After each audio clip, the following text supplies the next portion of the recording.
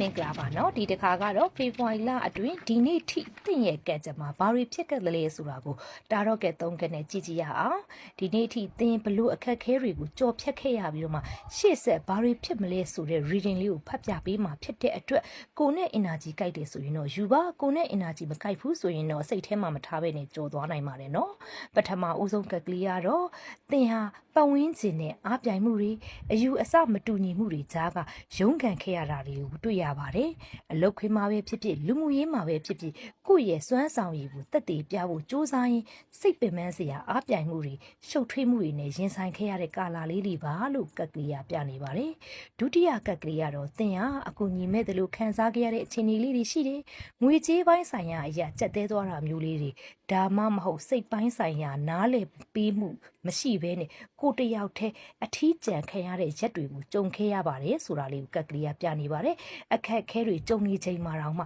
တကားအပြင်ဘက်မှာကြံရစ်ခဲ့တယ်လို့ခံစားချက်မျိုးလေးနဲ့ပေါ့နော်ဒီလာထဲမှာသင်ခံစားခဲ့နေရပါတယ်လို့ကကလေးကပြနေပါတယ်ကနမက်ထရီလီကတော့သင်ဟာဒီနေ့မှာတော့သင်ဟာဒီအဲ့ဒီအခက်ခဲတွေကိုကြော်ဖြတ်ပြီးတော့မှအမြင့်တနေရာကနေပြီးတော့မှအနာဂတ်ကိုလှမ်းကြည့်နေပါပြီဆိုပြီးတော့ကက်ကလေးကပြနေပါတယ်ကက်တွေရဲ့အစိုးအရာဆိုရင်တင်ရအတိတ်နာကျင်မှုတွေနဲ့ကိုနောက်မှာထားခဲ့ပြီးတော့မှအခွင့်အလန်းအသစ်တွေကိုစောင့်မျှော်ဖို့အသင့်ဖြစ်နေပါပြီအခွင့်အလန်းတွေလာတာကိုတင်ရစောင့်မျှော်နေတတ်ပါပြီတဲ့တင့်ရဲ့စ조사မှုတွေကမကြခင်မှာအသီးအပွင့်တွေခံစားရတော့မှဖြစ်ပြီးတော့မှ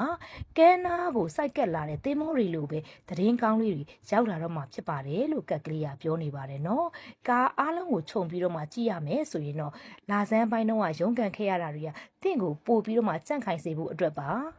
လက်ရှိအခြေအနေတွေကတော့တည်ငြိမ်စားပြုလာပြီးဖြစ်တဲ့အတွက်ရှေ့ကိုဆက်သွားဖို့အားမွေးပါလို့ပြောပြစီ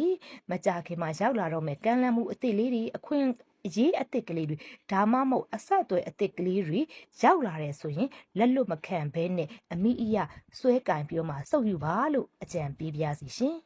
အားလုံးကိုဆုတောင်းပေးချင်တာကတော့ဒီဗီဒီယိုလေးကိုကြည့်နေတဲ့သူအားလုံးဖေဖော်ဝါရီလရဲ့ကြံရှိနေတဲ့နေ့ရက်တွေကနေစပြီးတော့မှပင်မမှုတွေအားလုံးပျောက်ကွယ်ပြီးတော့မှတင်ဆောင်မျိုးတဲ့သတင်းကောင်းတဲ့အတူအောင်မြင်မှုလမ်းစာတွေအမြန်ဆုံးပွင့်လန်းပါစေစောင့်ရကျိုးနဲ့တဲ့ရလက်ကောင်းတွေအမြန်ဆုံးပိုင်ဆိုင်ပါစေလို့ဆုတောင်းပေးပါတယ်ရှင်